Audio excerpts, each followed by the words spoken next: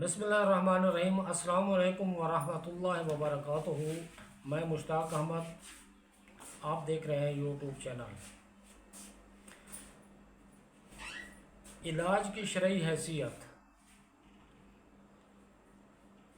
میں بتانا چاہتا ہوں آپ کو کہ علاج کی شرعی حیثیت کیا ہے۔ سرکار دو عالم صلی اللہ علیہ وآلہ وسلم کی احادیث مبارکہ سے یہ بات ثابت ہے کہ علاج کتنا ضروری ہے۔ کچھ لوگ سمجھتے ہیں بھی جب تقدیر میں یہ لکھا ہوا ہے کہ ہم بیمار ہوئے ہیں تو علاج کرنے کا کیا فائدہ، جب بیماری من جانب اللہ ہے تو علاج کا کیا فائدہ۔ لیکن یہ چیز احادیث سے ثابت ہے۔ علاج کی ترغیب اور موافق اسباب کا اہتمام۔ سیدنا جابر بن عبداللہ رضی اللہ تعالیٰ عنہ سے روایت ہے کہ نبی اکرم صلی اللہ علیہ وآلہ وسلم نے ارشاد فرمایا، ہر بیماری کا علاج موجود ہے۔ جب دوا راس آ جائے تو اللہ عز و جل کے حکم سے مریض تندرست ہو جاتا ہے۔ سیدنا ابو ہریرہ رضی اللہ تعالیٰ عنہ سے روایت ہے کہ رسول اللہ صلی اللہ علیہ وآلہ وسلم نے فرمایا، اللہ تعالیٰ نے جو بھی بیماری نازل کی ہے اس کی شفا بھی یقیناً نازل کی ہے۔ سیدنا اسامہ بن شریک رضی اللہ تعالیٰ عنہ سے روایت ہے، فرماتے ہیں، میں نبی اکرم صلی اللہ علیہ وآلہ وسلم کی خدمت میں بیٹھا تھا کہ چند بدو آ گئے، کہنے لگے، اللہ کے رسول، کیا ہم اپنے علاج کے لیے دوا دارو کر لیا کریں؟ آپ صلی اللہ علیہ وآلہ وسلم نے فرمایا، ہاں اللہ کے بندو، دوا کا انتظام کیا کرو، کیونکہ اللہ تعالیٰ نے جو بیماری بھی پیدا فرمائی ہے اس کے لیے شفا بھی مرحمت فرمائی ہے، یعنی اس کے علاج کا طریقہ مقرر کیا ہے سوائے ایک بیماری کے۔ صحابہ نے عرض کیا، وہ کون سی بیماری ہے؟ آپ صلی اللہ علیہ وآلہ وسلم نے فرمایا، سخت بڑھاپا۔ سخت بڑھاپے کا کوئی علاج نہیں۔ ایک روایت میں یہ الفاظ ہیں اللہ تعالیٰ نے جو بھی بیماری اتاری ہے اس کی شفا بھی نازل فرمائی ہے۔ جس نے اسے جان لیا سو جان لیا، جو اس سے ناواقف رہا وہ ناواقف ہی رہ گیا۔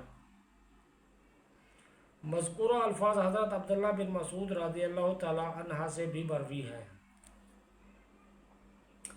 سیدنا خزامہ رضی اللہ تعالیٰ عنہ سے روایت ہے، کہتے ہیں کہ میں نے رسول اللہ صلی اللہ علیہ وآلہ وسلم کی خدمت میں عرض کی کہ ہم کچھ دم جھاڑ کرتے ہیں۔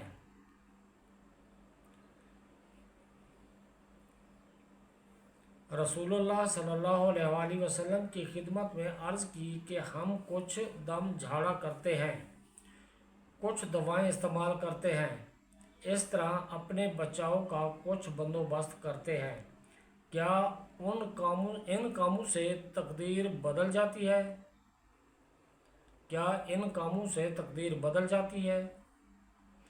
آپ صلی اللہ علیہ وآلہ وسلم نے فرمایا، یہ اعمال بھی اللہ کی تقدیر میں شامل ہے۔ حدیث کے عموم کی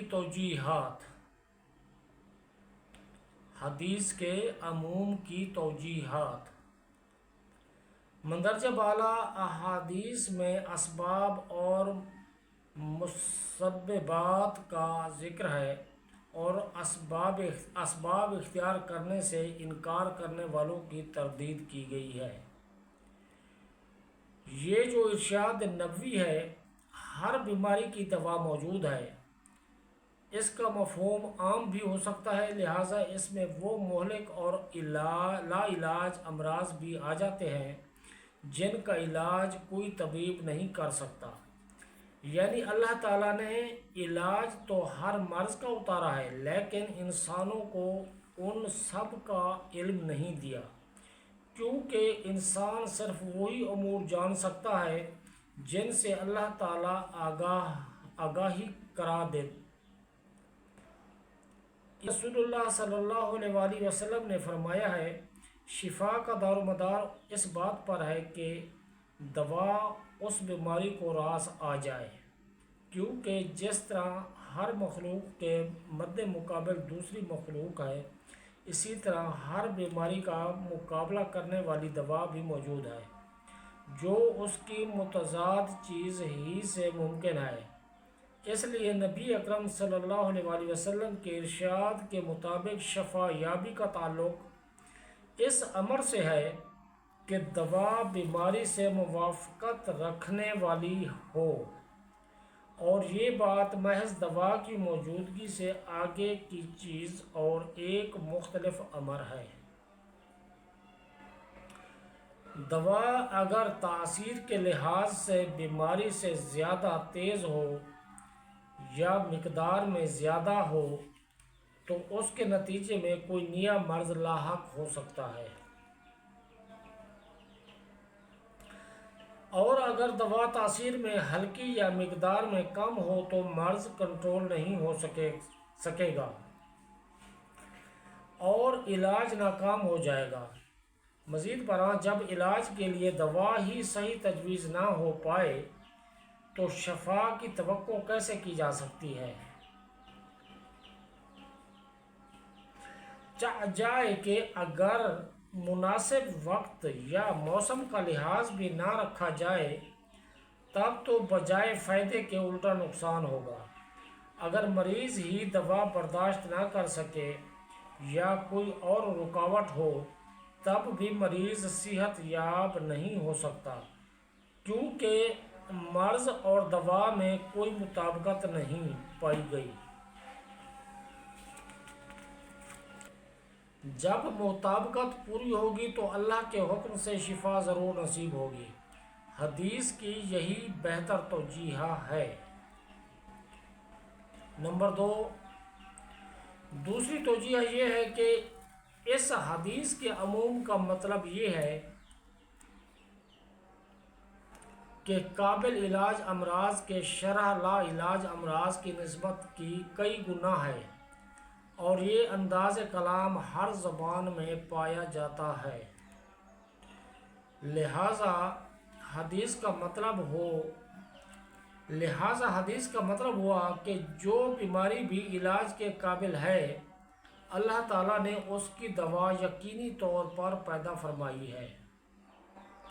اس صورت میں وہ بیماریاں ملحوظ نہیں ہوں گی جو ناقابل علاج ہیں، جیسا کہ اللہ تعالیٰ نے قوم عاد کے بارے میں بعد سر کا ذکر فرمایا۔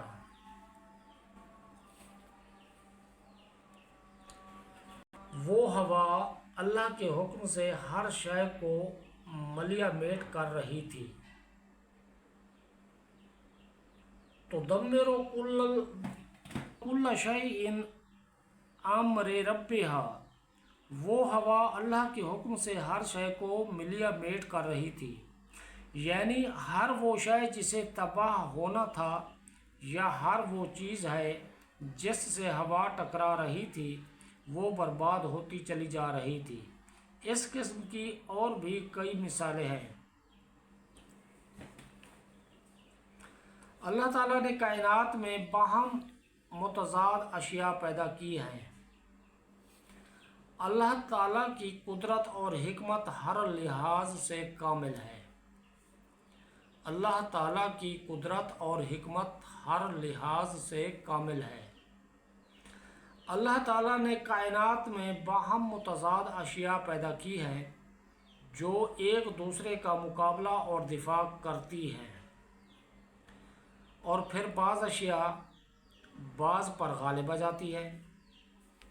اس صورتحال پر غور کرنے سے واضح ہوتا ہے کہ اللہ تعالیٰ کی قدرت اور حکمت ہر لحاظ سے کامل ہے۔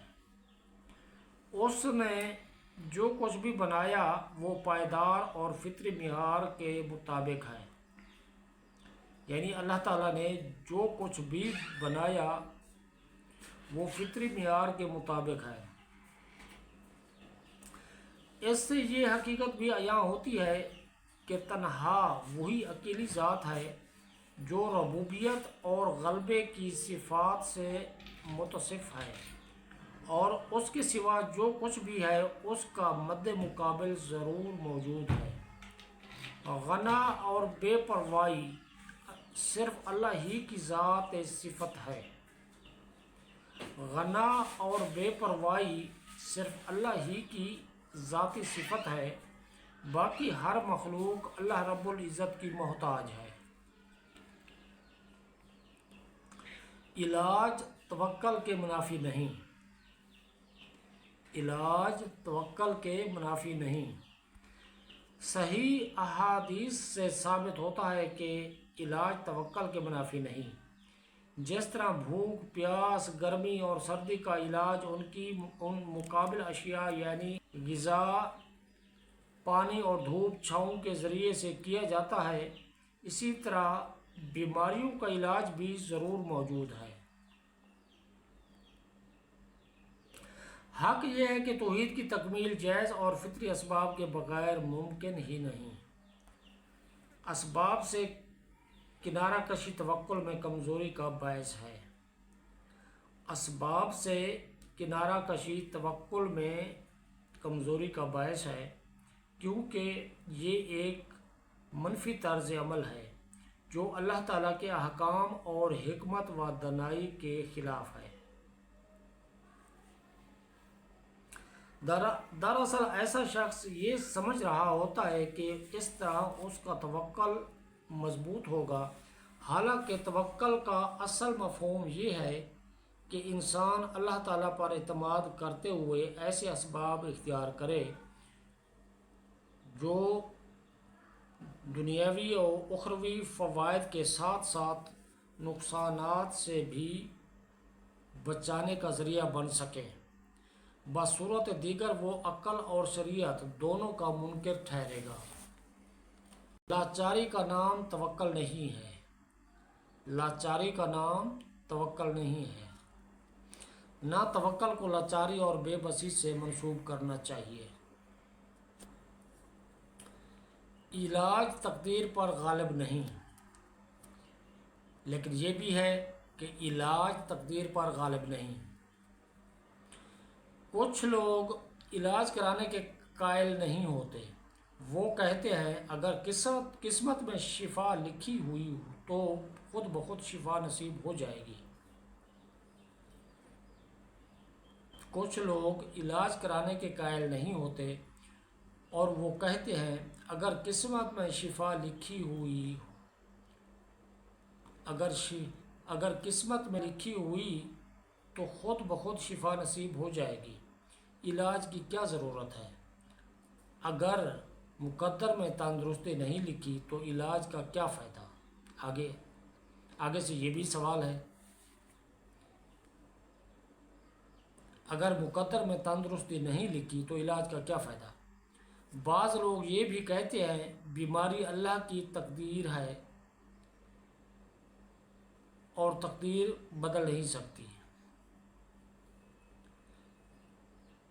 بعض لوگ یہ بھی کہتے ہیں بیماری اللہ کی تقدیر ہے اور تقدیر بدل نہیں سکتی۔ یہی وجہ ہے کہ جب چند اعرابی اللہ کی معرفت اور اس کی عظیم صفات اور حکمتوں سے آشنا ہونے کے باوجود یہ اشکال لیے رسول اللہ صلی اللہ علیہ وآلہ وسلم سے استفسار کرنے لگے تو آپ صلی اللہ علیہ وآلہ وسلم نے ان کو تسلی بخش جواب دیا فرمایا یہ دوائیں دم اور حفاظتی اشیاء بھی اللہ ہی کی تقدیر میں شامل ہیں، کوئی چیز اس کی تقدیر پر غالب نہیں۔ مقدر کی چیز کا دفاع بھی من جانب اللہ ہی ہوتا ہے، مقدر کی چیز کا دفاع بھی من جانب اللہ ہی ہوتا ہے۔ یہ دفاع اور رکاوٹ اللہ کی تقدیر کا حصہ ہے، یہ دفاع اور رکاوٹ اللہ کی تقدیر کا حصہ ہے، لہٰذا انسان کسی طور اللہ کی تقدیر کے دائرے سے باہر نہیں جا سکتا۔ یہ حفاظتی عمل ایسا ہی ہے جیسے بھوک، پیاس، سردی اور گرمی سے بچاؤ کا انتظام کیا جاتا ہے، یا جس طرح دشمن کو جہاد کے ذریعے سے روکا جاتا ہے۔ یوں رکنے والے اسباب بھی تقدیر ہی میں شامل ہوتے ہیں۔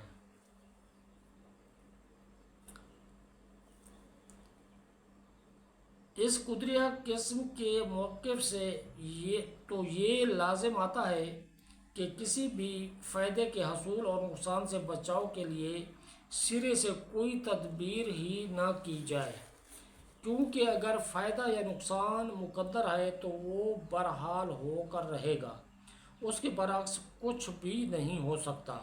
اس طرز عمل سے دین سلامت رہتا ہے نہ دنیا، اس طرز عمل سے دین سلامت رہتا ہے نہ دنیا، بلکہ یوں ہاتھ پر ہاتھ دھرے بیٹھے رہنے سے سارا جہان ویران ہو جائے گا۔ ایسی بات وہی کہہ سکتا ہے جو حق کا منکر ہو، ایسا شخص جو اوپر آنے والے الزامات سے بچنے کے لیے تقدیر کا بہانہ کرتا ہے، جیسا کہ مشرکین کے بارے میں اللہ تعالیٰ نے فرمایا ہے کہ وہ کہتے تھے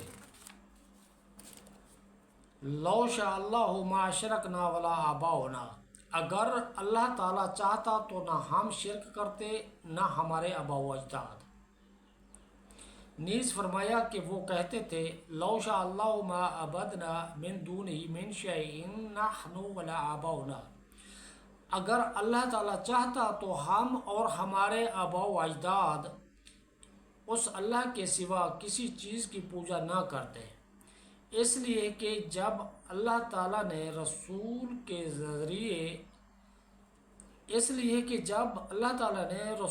کے ذریعے سے ان پر حجت قائم کر دی تو انہوں نے راہ فرار ڈھونڈنے کے لیے ایسی باتیں گھڑنا شروع کر دیں۔ اس طرح کا اعتراض کرنے والے کا جواب یہ ہے کہ ایک تیسری قسم بھی ہے جس کا تم نے ذکر ہی نہیں کیا، وہ یہ ہے کہ اللہ تعالیٰ نے فلاں فلاں چیز فلاں فلاں سبب پر موقوف کی ہے، اگر سبب اختیار کرے گا تو مقصد حاصل ہو جائے گا ورنہ نہیں ہوگا۔ اگر وہ کہے میری قسمت میں سبب کو اختیار کرنا ہوا تو مقصد پالوں گا، اگر میری قسمت میں اسے اختیار کرنا نہ ہوا تو میں مقصد کو نہیں پا سکوں گا۔ اس کے جواب میں کہا جائے گا اگر آپ اپنے بیٹے یا کسی مزدور یا نوکر کو کسی کام کا حکم دیں یا اس سے منع کریں اور وہ بجائے تعمیل کے یہی عذر پیش کر دے تو کیا آپ اس کا یہ عذر تسلیم کریں گے؟ اگر اسی عذر کو سامنے رکھتے ہوئے کوئی آپ کی حکم عدولی کرے یا آپ کا مال چھین لے یا آپ کی بےعزتی یا حق تلفی کرے تو کیا آپ اسے برا بھلا نہیں کہیں گے؟ اگر آپ کے ہاں یہ قابل قدر عذر نہیں تو پھر آپ اللہ تعالیٰ کے بارے میں یہ دلیل کس طرح پیش کر سکتے ہیں؟ ایک اسرائیلی روایت ہے کہ حضرت ابراہیم علیہ السلام نے اللہ تعالیٰ سے عرض کیا یا رب، بیماری کس کی طرف سے آتی ہے؟ یا رب، بیماری کس کی طرف سے آتی ہے؟ اللہ نے فرمایا میری طرف سے۔ عرض کیا پھر شفا کس کی طرف سے ہے؟ فرمایا میری طرف سے۔ عرض کیا پھر طبیب کا کیا کام؟ اللہ تعالیٰ نے فرمایا وہ مریض تک شفا پہنچانے کا ذریعہ ہے، وہ مریض تک شفا پہنچانے کا ذریعہ ہے۔ اللہ تعالی ہمیں سمجھنے کی توفیق عطا فرمائے، اور اگر کوئی ہمیں بیماری لاحق ہے تو اس کے اسباب پیدا کرنے کی توفیق عطا فرمائے۔ اس لیے میں نے آج یہ ٹاپک چنا ہے کہ علاج کی شرعی حیثیت کیا ہے، کیونکہ یہ ایک طویل گفتگو کی ہے، تفصیل سے بتانا مقصود تھا۔ طویل گفتگو کا مطلب آپ کو تفصیل سے سمجھانا مقصود تھا احادیث کی روشنی میں۔